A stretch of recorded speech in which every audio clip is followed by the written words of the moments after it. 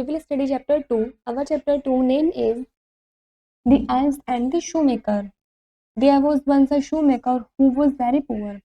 एक बार की बात है, एक shoemaker था, मतलब जूते बनाने वाला था जो काफ़ी गरीब था.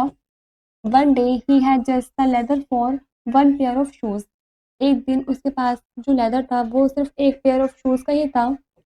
He had no money to buy any more. उसके पास पैसे नहीं थे और खरीदने के लिए. There was no food at home. उसके घर पर खाना भी नहीं था.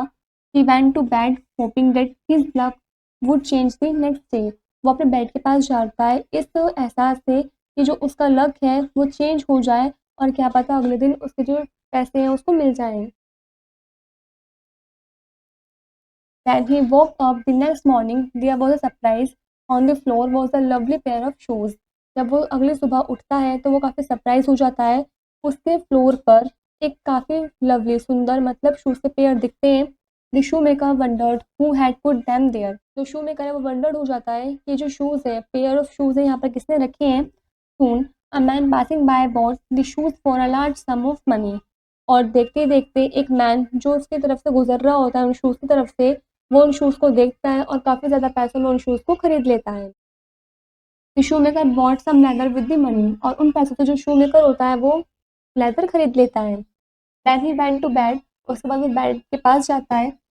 The next day he found another pair of shoes. अगली सुबह वो फिर से अनदर पेयर ऑफ शूज़ को पाता है.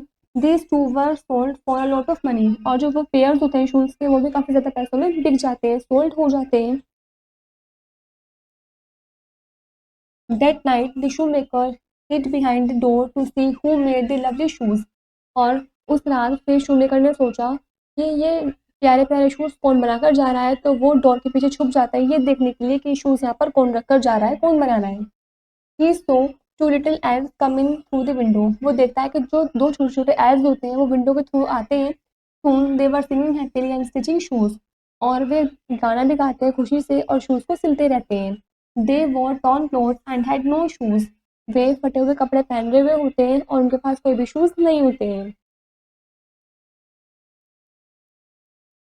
The shoemaker wanted to thank the elves for their help. जो shoemaker है वो उन elves का धन्यवाद देना चाहता था उनकी उसकी मदद करने के लिए.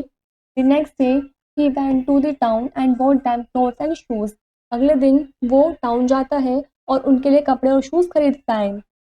That night when the elves arrived, they were happy to see the lovely gifts. और उस रात जब elves आते हैं तो वो उन प्यारे गिफ्टों को देखकर काफ़ी खुश होते हैं. They were also happy that the shoemaker did not need them anymore. और वो ये देखकर भी खुश होते हैं कि shoemaker को अब और शूज़ की ज़रूरत नहीं होती है.